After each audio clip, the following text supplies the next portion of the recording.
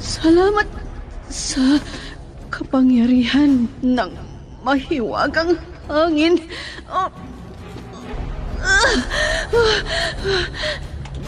Nandito na ako sa kuweba. Aray ko! Manganganak na ako!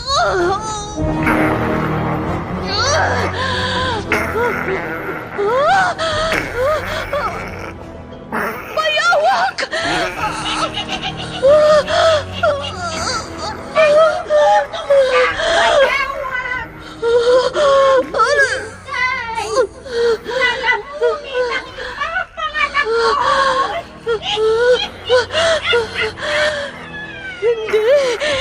Hindi ko ipahihintulot. Bathala ng hangin! Iligtas mo ang lahi mo!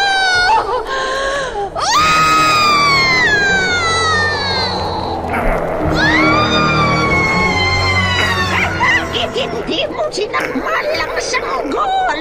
Ikaw, bayawak!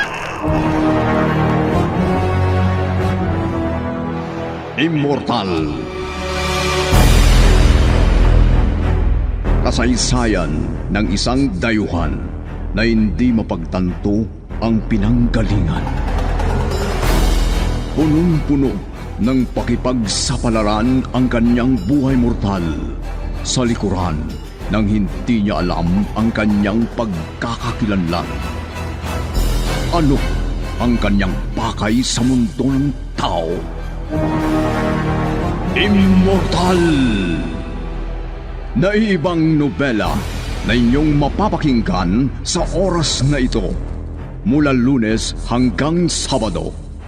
Nobela at sa panulat ni Leti Astudillo Aquino at sa direksyon ni Lubimin Aquino Sr.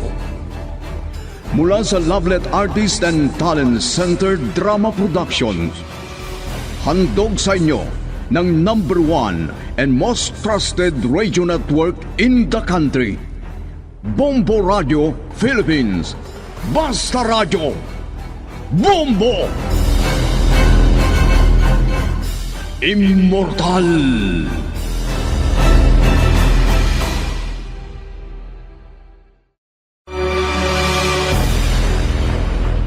Ang nakaraan. Nakarating si Artemis sa lupa at nakahanap na siya ng pwede niyang tirahan. Bumili ito ng lote at sa mismong malapit at katabi ng bahay na nabili ni Rihanna. Marami ring nakakamanghang napansin ni Rihanna sa itinuring niyang anak. Nagtataka rin si Rihanna kung bakit nakapasok si Artemis sa kanyang bahay at nakarating sa rooftop. Napagpasyan na ni Rihanna na pabinyagan ang ampon. Isang araw, nagulat ito dahil hindi nakita ang sanggol at nagtataka ito bakit hawak ni Artemis. Binigyan ng pangalan ni Artemis ang sanggol at tinawag itong Amar. At ngayon, narito ang karugtong ng nobela nating pinamagatang Immortal.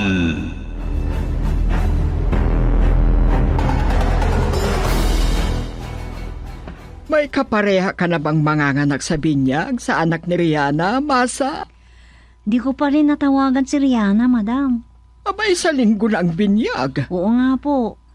Di na tayo kasi nakapasyal doon no Sabado. Tawagan mo at alamin mo kung nakahanda na ang lahat. Tulungan lang natin na maghanda. Opo, ma'am. Alam kong marami pang hindi alam na gagawin ni Rihanna. Oo nga. Mas bata sa'yo. Marami pa siyang hindi alam, lalong-lalo na sa pagpapamilya. Tama po kayo dyan, madam. Mabuti na lang. At alam na niya ang mag-alaga ng bata dahil nagkirigibor nga siya sa abroad. Tawagan mo na siya. Mabuti na yung makausap mo siya para malaman natin kung may problema pa. Opo, madam. Tatawagan ko. Salamat, Ate Masa. Talagang namumroblema ako. Kaya sana sa restaurant na lang gaganapin ang reception. Nako, inutusan ako ni Madam na pumunta dito sa bahay mo para mag-usap tayo tungkol dyan. Pero ano, restaurant ang gusto mo? Di ko maalam kung anong maganda, ate. Maraming kakilala si Madam Shuna na may catering service. Kahit anong klaseng okasyon. Ganun ba? Oo. Please nga, ate. Magpapatulong ako. Sinabi niyang tawagan kita pero pumunta na lang ako dito sa bahay mo para malaman ko kung ano pa ang kulang para sa Sabado. Tutulong kami. Salamat ng marami kung ganun, ate. Talagang ang bait ni Madam. Ganon si Madam. Mabait talaga. Bagay talaga niya ang naging teacher. Pakisabi na lang kay Madam na wala pa akong nakausap para sa reception. O sige. Mga sponsor, may nakausap ka na. Tandaan mo, ako ang isa doon. Isa pa yan. Hindi ko alam, pero ikaw pa lang, ate. Ano? Wala pa akong kapareha. Iniisip ko ngang kausapin si engineer na katiwala ng may-ari sa ginagawang bahay sa katabi naming lote. Kaya lang may edad na. Ano naman kung may edad na? Mabuti nga yung ganun dahil ang ninong at ninang ang magiging pangalawang magulang sa bata. Oo nga, ano. Kausapin mo na lang kung makita mo siya. Pero maganda sana kung may magninong na kaedad mo, ano? Yung walang asawa ba? Ha? Bakit naman? Siyempre, yung posibleng magmahal sa'yo. Ano? Huwag kang magbiro ng ganyan, Ate Masa. Biro nga, pero ang ganda nga naman kung magkatotoo, di ba? May makakasama kang magpalaki kay... Ano nga palang pangalan niya? Amar. Oh, Amar, naiibang pangalan. Pero totoo yung sinabi ko, ha? Mas mabuti naman sana kung may manliligaw sa'yo, no? Kung may manligaw, sagutin mo kaagad. Para sa ganun, may daddy na si Amar. Tigilan mo nga ako, ate. O, sige. Isipin mo yung sinabi ko, Rihanna, ha? Oo, ate. Sige, Uwi iisipin na ko. ako, ha? Bahala ka na dyan. Sige, ate. Ingat ka. Okay. Ano naman si Ate Masa? Ang daming ibang pwede niyang sabihin. Ganun pa.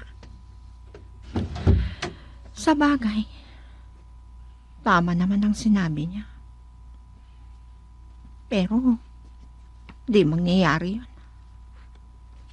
Nakadesisyon na ako. Hindi ako iibig.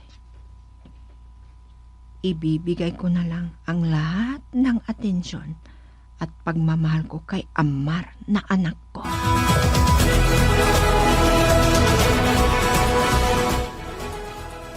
Hindi ko maintindihan ang nararamdaman ko. Parang may kapangyarihan na bumipigil sa akin para manatili dito sa opisina ng construction firm. Tahimik ng paligid ng construction site. Nagpapahinga ng mga trabahador sa mga temporary quarters para sa loob ng 1 linggo nilang pagtatrabaho. Mabilis ang trabaho. Nailagay na ang mga bakal na poste. Maluwang ang underground. Parang 2 palapag ang lalim ng underground. Ano kayang plano ng kaibigan ko may-ari nito? May tawag ako.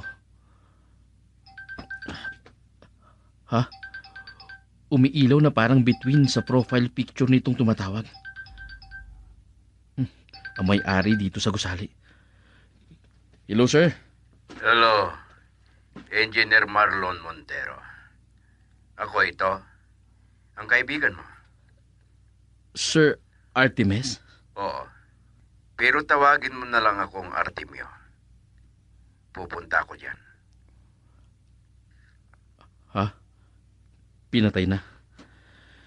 Ay, yun ang hindi magandang ugali. Basta na lang pupuntahan ako kung saan ako naroon. Nakakapagtaka ang kaibigan kong yun.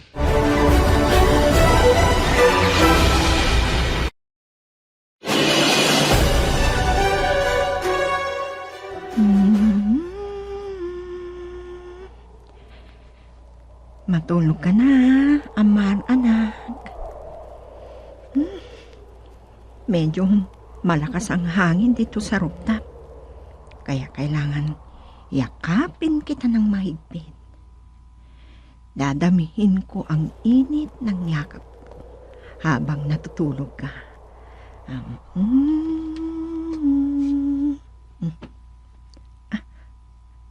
Ayan. Humina na ang hangin. Matulog ka na, anak ko.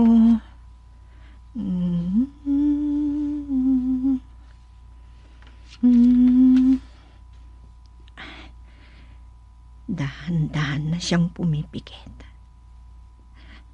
Matutulog na ang anak ko.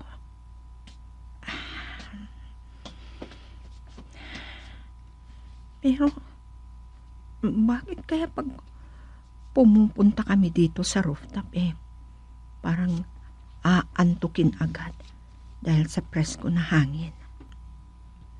Kung minsan, umihina at biglang lumalakas ang hangin.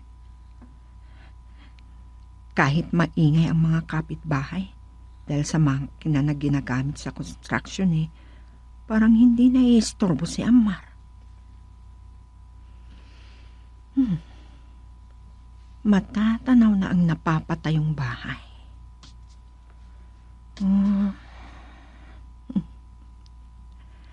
Ang laki siguro ng bahay na yan. Marami ang trabahador at kumpleto sa mga makina na nagagamit.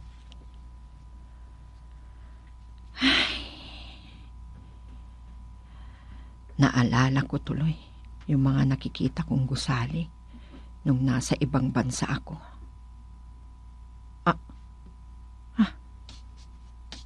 Si Engineer Marlon Montero ang sumalubong sa lalaking dumating. Bisita niya siguro.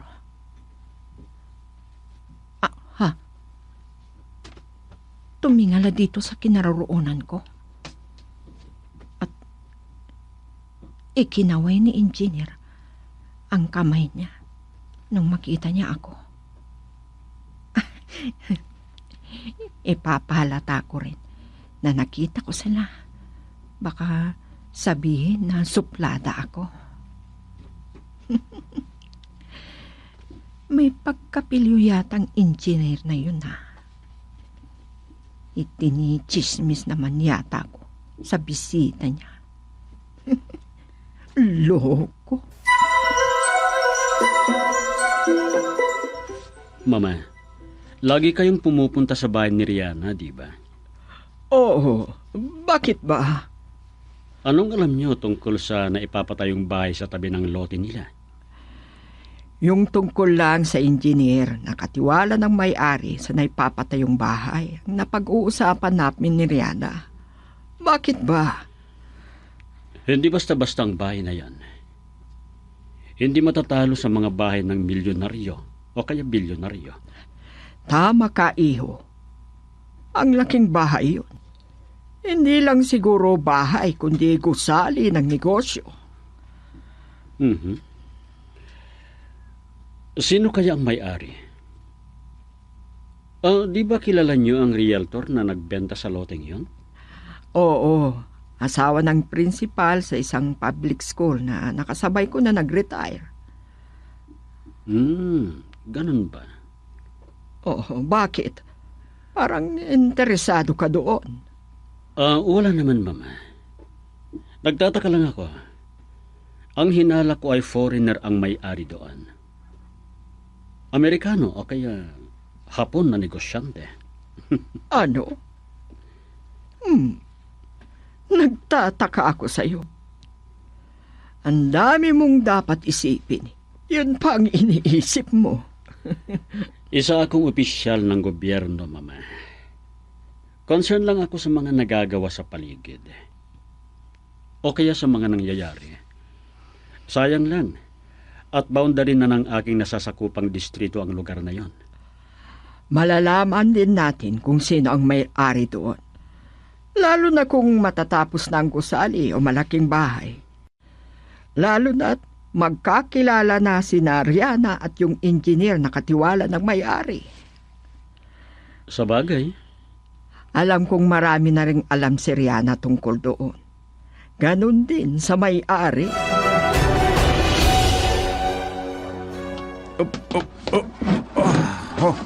Ayan. Oh, Inilabas ko lahat sa stock room ang mga gamit ni na Carmina at Aris nung baby pa sila. bakit nyo inilabas ang mga ito, madam? Dadalhin nyo pagpunta nyo kina Rihanna. Gagamitin ang ampon niya. Ganun ba, madam? Bago pang mga ito Lalo na itong Kona o crib. Oo, sayang ang mga yan. Nakatambak lang dyan. Walang gumagamit. Oo naman, madam. Madam, tamang-tama sa ampon ni Rihanna ito. Bukas pa lang ang pabinyag sa ampon ni Rihanna. Kaya ihatid ko na lang sa kanila mamaya. Ihatid mo din kami mamaya. Tutulungan namin ni Masa si Rihanna sa paghahanda para bukas. Opo, madam. Kasama niyo ba sina Carmina at Aris, madam? Oo. Sino naman ang mag-aalaga sa kanila kung di namin sila isasama? Oo nga no. Nandito nga si Sir Gaton pero abala sa kanyang biblioteka, madam. Masyadong marami ang iniisip niyang trabaho. Maliban sa pagka-diputado o congressman, may mga dating negosyo pa yata siya. Akala ko, ipinaubayan na niya sa katiwala niya na mamamahala. Ikaw nga ang tatanungin ko, Ador. Ano po yun, madam? May connection pa ba siya sa matandang Inchik? Madam, ayaw kong magsalita tungkol dyan, madam. Ano? Sige na. Buhatin mo ng mga yan at dalhin sa sasakyan. Dadalhin natin kina Rihanna. Opo, madam. Yung pick-up ba ang gagamitin natin? Oo Di yan kasya sa van. Opo, madam. Sige, gagawin ko na ang mga ipinag-uutos niyo.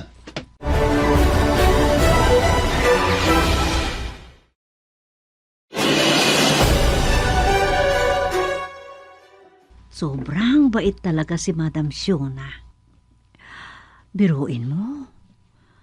Pinalabas lahat ang nasa stock room. Yung mga gamit ng mga anak ni Sir Gaton. Nung mga babies pa sila.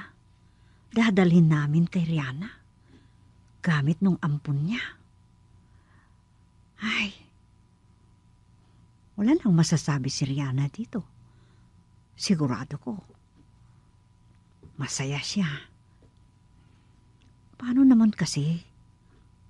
Nakita ni Madam yung itsura nila. Karga-karga niya lagi yung bata. Hindi man lang mailapag. Dahil natatakot daw. Baka mahulog sa kama. Kaya mas maigi kung may crib yung bata. Tamang-tama. Kapag gumagapang na yung bata, kahit iwanan ni Rihanna, hindi maaano. Dahil parang nakakulong na. Ang swerte naman talaga yung batang yun. Kanino kayong anak yun? At hindi ko gaanong natanong si Rihanna kung paano niya nakuha yung batang yun. Parang pinulot lang ata. Pero, gwapito yung batang yun. Yung buhok niya, buhok Amerikano, kulot-kulot pa. Ay, swerte ni Rihanna. Biglang nagkaroon ng anak Ang gwapo-gwapo pa. Ano ba to? Parang naiinggit tuloy ako kay Rihanna. Pero, mapalad din naman ako ah. Pareho kaming nawalan ng pamilya. Mapalad siya sa naging amo niya. Mapalad din naman ako sa mga naging amo ko. Dahil, sabi nila, hindi daw ako iba sa kanila. Kasama na talaga ako sa pamilya nila. Ano ba? Kung ano-anong naiisip ko dito. Baka aalis na kami. Idadalhin na namin ang mga kagamitan ng baby doon sa bahay ni Rihanna.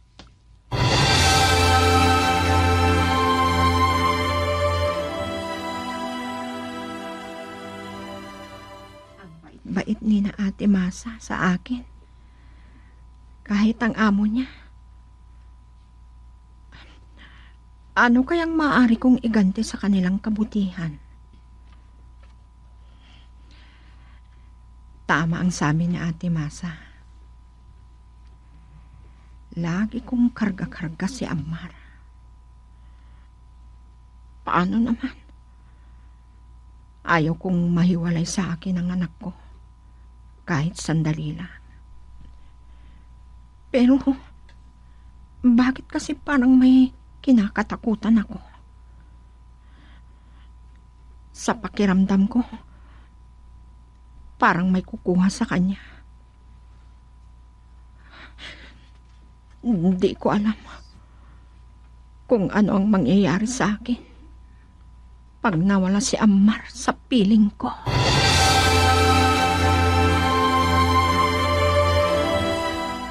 Unti-unti nang nakokompleto mga kailangan at kagamitan dito sa bahay na nabili ko, Ate Masa. Oo nga eh. Nagpakabit ka pa pala ng landline. Hindi na lang sa cellphone pwede kang tawagan mga kakilala mo. Pati mga kapitbahay mo. Oo, ate. May telepono. At nakasali na ang pangalan ko sa telephone directory. Ang swerte mo talaga, Rihanna. Mayaman ka na talaga. Hanggang ngayon, parang di pa rin ako makapaniwala sa mga nakikita ko, ate. Sa mga nangyayari sa akin. Sa amin ng anak ko. Pero kung maalala ko ang mga nawala. Tama na, Rihanna. Huwag mo nang isipin ang mga nangyari sa nakaraan. Bangungot ang mga nangyari sa atin. Oo, ate. Nakakakilabot isipin.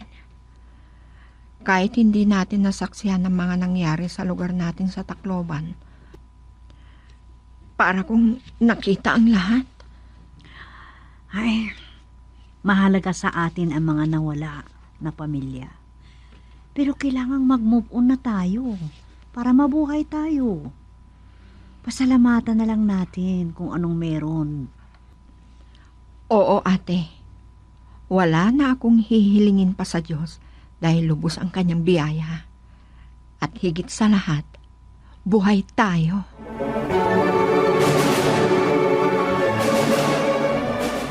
Oh, ayan. Nakapwesto na ang malaking crib ni Amar dito sa kwarto niyo mag-ina. Ang luwang-luwang, oh. Nakalapag sa swelo. Pwede pa kayong magkahiga dyan na mag-ina. Oo nga eh. Malapit na siyang gumapang at makakalakad na siya. Matagal na magagamit niya yan, ate. Ay, oo. Alam mo, nung ako nag-aalaga sa mga baby na alaga ko, ayan, nakalapag niyan doon sa kwarto nila. Tapos, katabi kong matulog yung mga alaga ko. Safe sila dyan. Di sila makalabas. Nakakapaglaro pa sila. Kaya, ganyan din si Amar ngayon. Oo nga eh. Ang mga bata at si Madam, nasan na sila? Ay, naku. Hindi mo ba narinig ang sinabi kanina ni Aris? Pupunta daw sila sa rooftop. Nandun na sila. Ganun ba? Sige, puntaan din natin sila.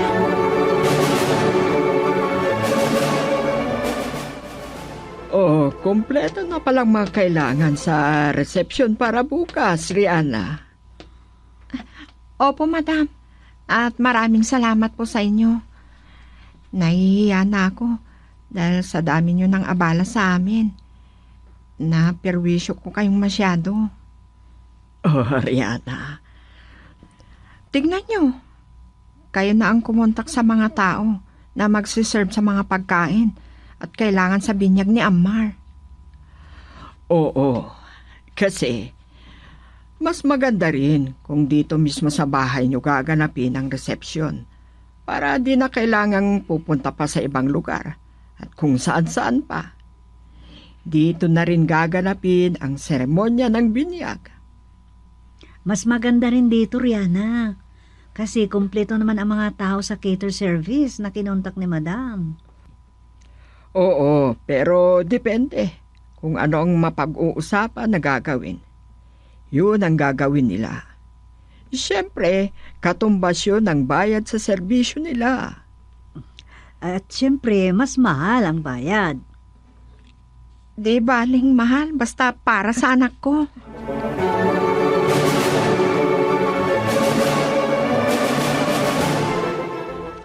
Gabi na. Pero di pa nagpapahinga ang mga service crew.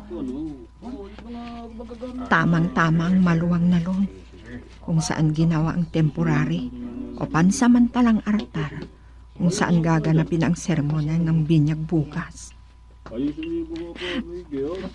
Maganda ang ginawa ng mga kinontak ni Madam Shona na magtatrabaho. Pasadya lahat at nag-assembly lang ang ginawa nila. Mahimbing ang tulog ni Ammar sa crib niya. Tamang-tama ang mga dinala ni na Madam Shona para sa anak ko.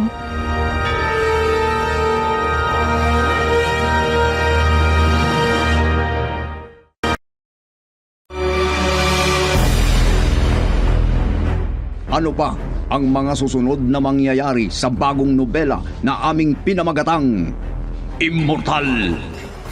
Nobela at sa panulat ni Leti Astudillo Aquino at sa direksyon ni Lupimin Aquino Sr. Mula sa Lovelet Artist and Talent Center Drama Productions, inihandog sa inyo ng #1 and most trusted radio network in the country, Bombo Radio Philippines. Basta Radio Bombo!